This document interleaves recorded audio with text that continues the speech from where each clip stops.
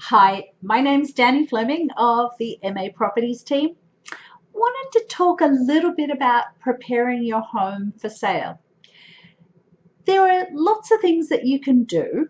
Some of them won't give you much return on investment. I don't want to suggest things that might cost you $2,000 to do and give you a $2,000 increase in sale price. That's just busy work. I might suggest things that would cost $5,000 to do that might give you a $40,000 or $50,000 return, increase in sales price. So it's interesting to say that the highest return on investment tasks that you can do, period, involve paint and cleaning. But paint, even if a home is older, hasn't been updated for a while, things like this, having some fresh paint in places makes the home pop. And the buyers are looking for move-in ready homes. Even if the home's a little dated, if there's fresh paint around, it feels more up to date, and the buyers feel that they can just move in, unpack their suitcase and live in the home and then worry about other things later that they might like to do. We don't want you to do renovations on a home. It does, unless you're planning on being in the home for over 2 years, then renovations, yes, do them now, like put in a new kitchen or do a new bathroom or something like that. Do them now so that you get the benefit of them in the next 2, 3, 4 years before you sell. But paint is something that will always get you a really great return when you sell your home. Things like wallpaper removal. Removing wallpaper is huge. I don't know, I don't recall the stats that they talk about, but it's more like you win the odds of a buyer going into a wallpaper store and buying the same wallpaper that you have up is similar to winning the lotto. It just doesn't happen. Well, we all like to dream that it will happen, but it doesn't happen. And most buyers consider wallpaper, it will cost them a lot of money to remove it. A lot of buyers don't realize that it doesn't actually cost a lot of money to remove it, but they have it in their head that it will cost a lot of money. So when there's wallpaper around a home, the buyer discounts how much they're willing to pay for a home because they have to spend money, serious money, to remove the wallpaper. They don't, but they don't know that. And having fresh paint on walls is huge. But it has to be, it has to be muted colors. Don't put bright reds and bright greens and bright blues, when you're refreshing a home with paint, because the buyers will consider that they need to repaint for that as well. So even though you're spending the money painting, the buyers will consider that they have to spend just as much money to paint it after you've left. So it's important to put very muted colors on, pastels, pale colors. And look, if you want some advice on paint colors, that's the best, that's the most fun job that I can do, I think, is go in and give some suggestions on colors, even if you're not thinking about selling for 5 years. That's fun for me to do. But anyway, wallpaper is important. A lot of folks have older bathrooms that have the pink tiles with the black trim, or they've got the pale blue tiles with the darker blue trim or the black trim. They were pretty popular for a long time. Paint on those is huge. Paint on them is huge.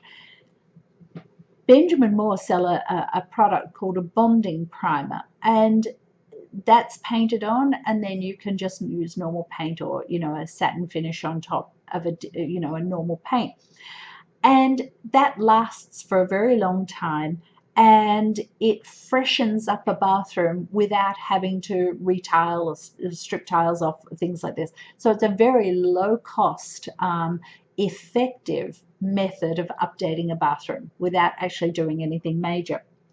Sometimes the bathroom cabinets are laminate cabinets, and sometimes we see swirling patterns on the laminate. The laminate paints up beautifully as well. We actually have examples of these in some of our sellers masterclasses where we'll show you before and after photos. So if you want to join in and have a look at that, or have a look at some of the past ones, that will show you some of those things, before and after photos. But laminate paints up beautifully too. I wouldn't paint laminate counters, kitchen counters, because that gets too much traffic, too much activity, too much use for the paint to last very long. So I wouldn't do a kitchen counter. The gardens. If you've got overgrown, scrubby plants, sometimes you're better off to take out some of those big, huge, overgrown plants and take them out and plant a smaller plant. Again, we've got before and afters of examples of that with a home. If you've got overgrown plants, it tends to block out the light in a home. You know, buyers like to come into a home and have light streaming in through all the windows. It makes a home feel so much better that way.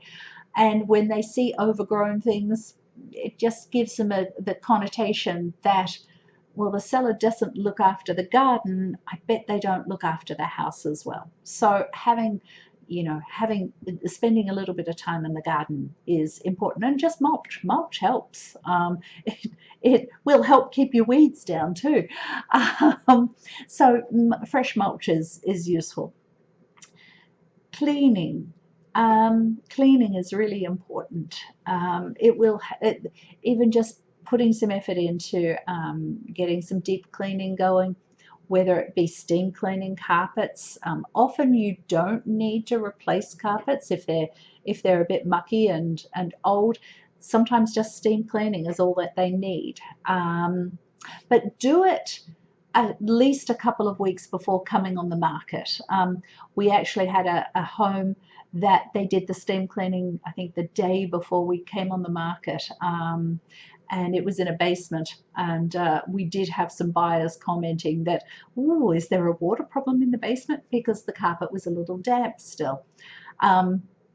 So definitely do it well, at least a couple of weeks beforehand, so that the carpet has time to dry and you don't have any residual odor.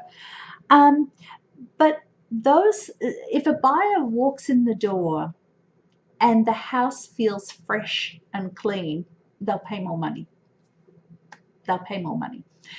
And fresh and clean talks about painting, because the walls feel fresh then. If you've got trim that's been knocked around, just touch up the trim so that it doesn't look knocked around and looks in good condition. Those sorts of things are huge. So they will give you the highest return on investment, just getting those things done.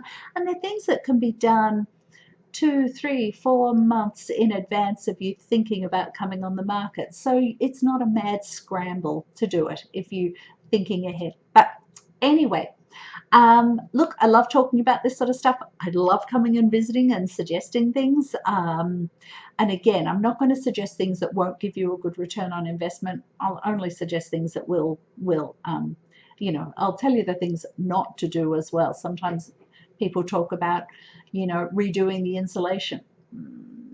Buyers aren't even going to know that you've done it, wouldn't care that you've done it, won't pay any more for it done. So just be aware of the sorts of things that they won't pay money for, won't increase the sales price, and the things that will increase the sales price. So anyway, love to talk more about it. If you've got any questions about anything, then contact me and go and watch one of our sellers masterclasses. Okay, here's my contact info.